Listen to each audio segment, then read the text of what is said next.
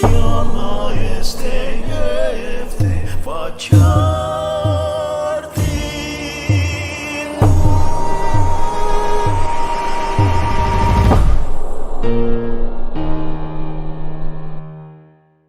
Selamat pagi, sampaikan kepada kita sekalian, Shalom. Shalom.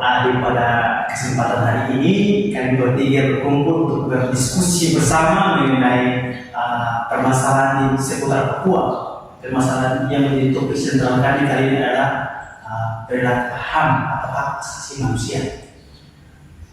Sebelum kami melanjutkan pada sesi lebih mendalam, izinkan kami untuk memperkenalkan identitas kami masing-masing. Saya sebagai moderator, nama saya Eka sekalian, dan di sebelah kanan saya sebagai narasumber. Nama saya William Subai. Di sebelah kiri saya sebagai narasumber. Dan nama saya Elendrius Masuk. Kak, coba dengar dulu. Sebagaimana sudah selesai kita memperkenalkan identitas kita tadi sudah dipaparkan nama kita dan lain sebagainya. Sekarang kita masuk pada sesi berikut, yaitu bagaimana kita membahas topik seputar ketidakadilan di tanah Papua atau hak asasi manusia. Dalam hal ini, ketidakadilan dalam distribusi kesejahteraan di Papua seringkali menjadi persoalan bagaimana kebijakan pembangunan nasional memperlakukan Papua dalam konteks keadilan ekonomi dan sosial.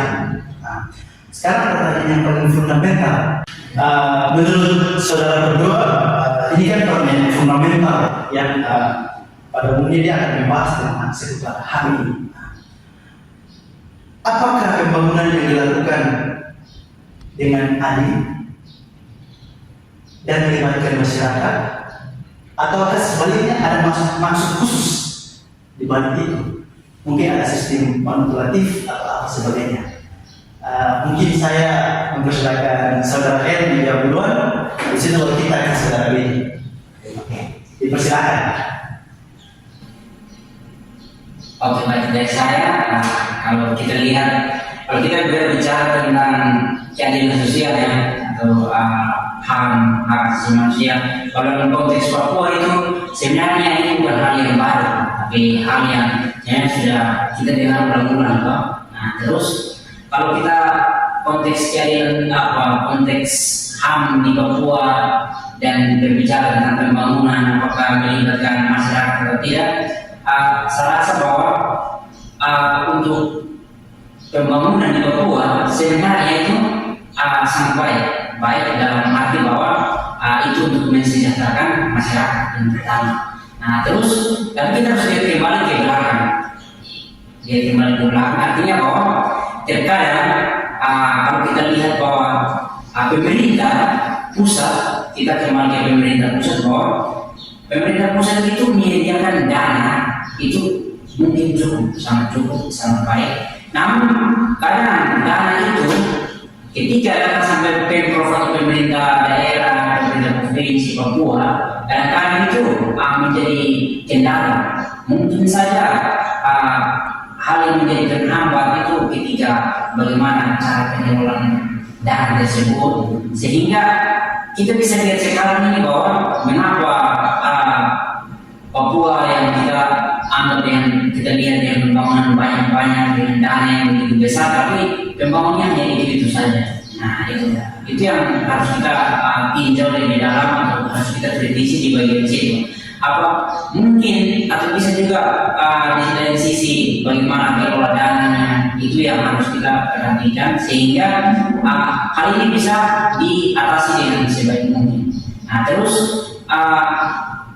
pembangunan di Papua itu sebenarnya dia itu harus setara dengan pembangunan di daerah-daerah lain. Nah, itu yang harus kita ketahui bersama. Misal contohnya harga yang tidak sesuai dengan harga di Papua itu justru berbanding sangat tinggi, tidak sesuai dengan macam di Jakarta begitu. Contoh konkretnya macam bensin harga mungkin di Jawa 6.000 atau 7.000, sedangkan bensin di sini 10 15.000, 20.000, bahkan ada yang harga 50 liter botol itu kan saya rasa 100.000. ya 100.000 ya. Iya. Nah itu ada jadi macam di Wamena itu kan lain, terus di pegunungan macam Oksibil itu kan harganya lain lagi. Jadi dia variabel. Nah sekarang masalahnya apa? Masalahnya itu karena salah satunya pembangunan infrastruktur. Nah kita harus tahu bahwa Papua ini daerah pegunungan ya, dia gunung banyak. Jadi kadang itu untuk menghubungkan jalan yang satu dengan jalan yang satunya itu memang setengah mati. Dan uniknya itu di sini itu banyak apa, selain kendaraan macam mobil, motor, juga ada kendaraan macam pesawat. Nah itu. Jadi alat transportasi orang Papua itu salah satunya pesawat untuk menghubungkan ke apa kabupaten yang bukan kabupaten yang satu tapi kampung yang satu untuk ke kampung yang satu. Oke. Tadi Bapak bicara seputar infrastruktur dan bagaimana pengelolaan dan dia punya ini. Sekarang bagaimana dengan hak asasi manusia? Apakah dengan pembangunan itu membuat hak asasi manusia itu diinjak-injak atau bagaimana? Misalnya seperti kasus yang di Papua pada umumnya, khususnya di Merauke, Papua Selatan. Ya, bagaimana tanggapan mengenai kasus-kasus seputar itu? Kalau dari saya, ini yang saya menurut pandangan saya ya, kalau misalnya bicara tentang pembangunan khususnya macam tadi ada singgung tentang Papua Selatan gitu. Di satu sisi baik, tapi di satu sisi juga kita harus lihat hal negatifnya. Baik dalam arti apa dulu? Nah, baik dalam arti apa bahwa apakah mereka itu pembangunannya bersifat mengajak atau merangkul masyarakat setempat atau tidak? Atau mungkin saja mereka membangun tapi tidak melibatkan masyarakat setempat. Nah ini yang harus perlu kita ketahui bersama bahwa terkadang masalah-masalah yang terjadi di Papua itu terjadi karena pembangunan yang dilakukan itu tidak melibatkan masyarakat setempat. Nah, sehingga ketika masyarakat setempat mulai bersuara untuk menegakkan keadilan atau mau mengatakan bahwa itu adalah hak mereka, itu adalah tanah mereka, nah pemerintah mulai masuk dengan sistem militer setempat. Nah, itu kan hal yang sebenarnya dalam tanda kutip bahwa itu bagian dari hak asasi manusia. Bagaimana masyarakat setempat mempertahankan hak wilayah mereka, di mana kita ketahui bersama bahwa hutan yang dibawa oleh pemerintah sebenarnya itu adalah hal yang mengancam atau menjadi kepunahan atau mengancam kehidupan orang asli Papua. Sebagaimana sudah dijelaskan oleh Saudara L dengan motif pembangunan yang dilakukan oleh pemerintah, ada positif dan negatif. Sekarang beralih ke Saudara Beni, di mana ketidakadilan dalam distribusi kesejahteraan di Papua seringkali menjadi permasalahan. Bagaimana kebijakan pembangunan nasional memperlakukan Papua dalam konteks ini, keadilan dan ekonomi. Sekarang pertanyaan yang paling fundamental seperti yang saya sudah tanyakan di Saudara L tadi, apakah pembangunan yang dilakukan dengan keadilan atau melibatkan masyarakat setempat, ataukah ada motif lain seperti yang tadi sebagaimana sudah dijelaskan oleh Saudara L? Bagaimana menurut Anda? Baik, misalnya saya tanggapi bahwa kebijakan yang diambil oleh pemerintah bagi saya itu tidak sejalan.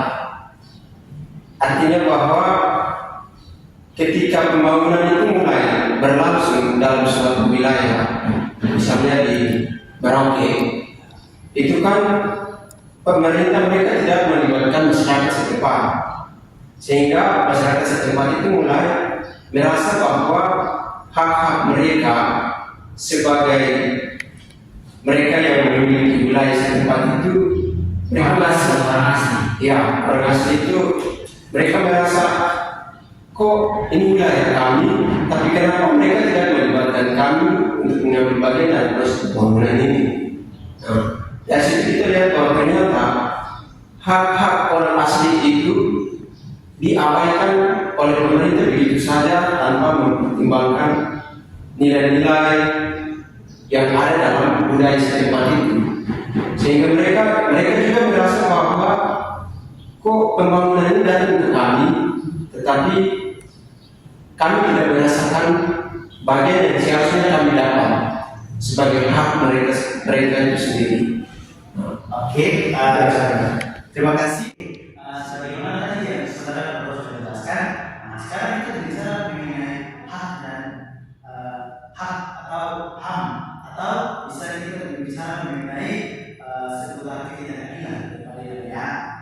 Sebagaimana kita dalam realitas yang kita temui, banyak masyarakat mengenai ketidakadilan karena berbagai macam hal, misalnya seperti dengan pembangunan, adanya tidak adanya keterlibatan atau ya hal yang membuat sehingga ketidakadilan atau hal itu bisa dibatasi.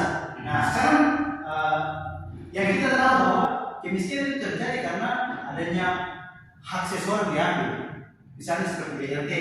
Nah, BLT itu kan pusat kasih, lalu dari tangan ke tangan, artinya sampai di seseorang ya uang begitu saja malah kurang. Nah, sekarang bagaimana tanggapan kalian berdua mengenai itu? Pertama dari saudara Ben ya, kita sebagai berbagai. Langsung saja saya tanggapi bahwa memang benar sebagaimana yang tadi kita sudah jelaskan bahwa hak-hak masyarakat yang masyarakat miskin itu direnggut, bisa dikatakan direnggut oleh pemerintah dari provinsi, kabupaten. Nah itu mereka itu bisa dibilang mereka itu sebagai macam mereka mencuri hak-hak dari masyarakat kecil. Sebagaimana yang tadi dijelaskan bahwa seandainya soal BLT ketika masuk kan BLT itu tujuannya kepada masyarakat yang memang tidak mampu untuk melakukan segala sesuatu, dan itu disebut sebagai masyarakat yang memang benar-benar miskin, dan itu uangnya itu tujuannya kepada mereka. Namun ketika dana itu dari pusat mulai datang, itu dari provinsi, dari kabupaten, itu mungkin mereka mulai menghilangkan sebagian dana, sehingga dana yang dikucurkan dengan jumlah begitu besar kepada masyarakat miskin, justru yang didapat oleh masyarakat itu ya bisa dibilang tidak sesuai dengan ekspektasi dari masyarakat setempat, sehingga mereka merasa bahwa ternyata hak yang seharusnya mereka dapat sekian banyak ternyata begitu saja, tidak sesuai dengan ekspektasi atau sesuai. Berarti direbut ya, direbut oleh pemerintah sehingga terjadi seperti itu. Nah, sekarang bagaimana tanggapan saudara El mengenai itu? Yang tadi saya sudah sampaikan. Kalau tanggapan dari saya tentang hak-hak yang diambil pemerintah mengenai hak masyarakat terus pemerintah itu, kalau kita lihat bahwa sesungguhnya itu adalah sedikit permainan manipulasi dalam diri, manipulasi karena istilah dalam tanda kutip bahwa pemerintah punya satu pandangan bahwa masyarakat ini bodoh. Dalam tanda kutip masyarakat ini bodoh, sehingga mereka dengan seenaknya mengambil hak-hak tersebut. Misalnya dalam hal dana yang tadi sudah saya katakan bahwa macam dana yang diberikan, terus dari itu akhirnya diberikan kepada pemerintah khususnya di Papua, macam begitu. Itu kan sebenarnya kita harus lihat bahwa pemerintah itu harus bijak dalam menggunakan dana itu sebaik-baiknya. Apabila kalau mereka tidak menggunakan dana yang sebaik-baiknya, maka pembangunan yang dilakukan di Papua itu dari tahun ke tahun akan tetap sama saja. Jangan berkembang. Sehingga misalnya kita tidak bisa heran atau kita tidak bisa mengeluh gitu. Itu maksudnya jangan heran lagi tentang hal itu kalau misalnya jalan masih belum bisa diselesaikan dengan baik, terus sekolah-sekolah dan lain sebagainya, itu karena itu. Nah, kiranya kita harus lihat kembali bahwa mungkin saja ada permainan politik di dalamnya sebenarnya kurang baik. Nah, itu yang harus diperhitungkan atau kita harus perhatikan itu bersama. Ya, jadi semua karena permainan politik aja, akibatnya dari permainan politik. Nah, sekarang untuk menutupi diskusi ini ada pertanyaan yang lebih fundamental dari apa yang sudah kita bahas sekarang. Nah, sekarang apa kesimpulan yang harus kita ambil dari apa yang sudah kita bergumuli? Sekarang kita mulai dari ya sudah Kalau dari saya, kalau dari pendapat saya kesimpulan itu saya lebih masuk ke bagaimana kita cari jalan keluar. Nah, jalan keluar toh. Nah, kalau untuk saya memang anggapan kita kepada pemerintah, penasihat terhadap pemerintah, kiranya ke depannya pemerintah itu harus yang pertama itu harus bijak dalam melakukan sesuatu. Terus yang kedua, pemerintah itu harus lebih mengutamakan hak-hak masyarakat. Artinya bahwa masyarakat itu adalah nomor satu. Nah, jadi pemerintah tidak bisa sewenang-wenang atau pemerintah itu tidak bisa seolah-olah bahwa mereka itu adalah pemerintah dan mereka berbuat sesuai dengan kehendak mereka. Sehingga apabila misalnya masyarakat mulai bersuara tentang hak mereka yang diambil begitu, nah terus pemerintah yang seenaknya suruh mereka untuk diam begitu, diam. Kalian diam, tidak usah ini pemerintah buat untuk baik. Kalian tidak pantas untuk bersuara. Itu sebenarnya tidak baik. Sehingga pemerintah itu harus bijak dalam melakukan atau dalam membuat sebuah keputusan. Jadi, misalnya masalah-masalah yang terjadi di Papua, pembangunan dan lain sebagainya, misalnya di Merauke begitu, nah itu harus ada kerjasama kolaborasi antara pemerintah dan masyarakat.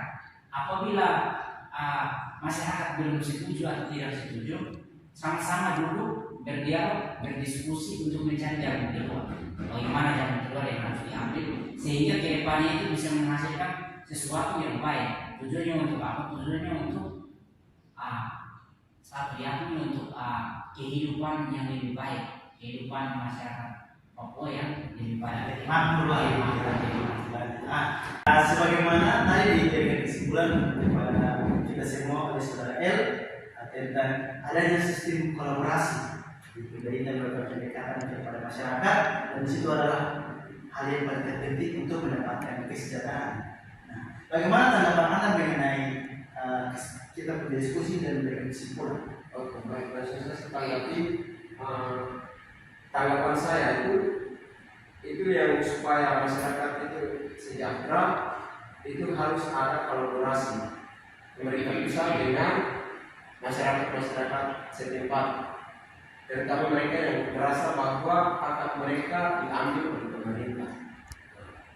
Dengan kerjasama itu saya pasti akan ada kemajuan terutama dalam bidang perekonomian, sehingga masyarakat yang merasa miskin, katakan saja miskin, itu mereka punya kehidupan mulai lebih layak.